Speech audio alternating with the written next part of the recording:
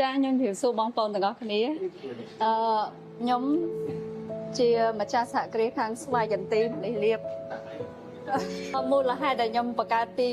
សហគ្រាសនោះទី1ខ្ញុំចង់បន្តវេនពីលោកឪពុករបស់ខ្ញុំពីចការដាំដុះហ្នឹងហើយទី2ខ្ញុំមានចការស្វាយចន្ទីខ្លួនឯងស្រាប់ហើយមើលឃើញពីផលវិបាករបស់កសិករគាត់ដាំដុះនៅចការហ្នឹងបានគេថាគាត់ដាំដុះពិបាកហើយដល់ពេលបានមកផល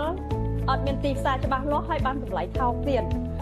ដល់ហើយផលិតផលពាក់កណ្ដាលសម្រាប់ជាផលិតផលមិនតាន់ឆ្អិនហើយនឹងផលិតផលសម្រាប់ផលិតផលឆ្អិន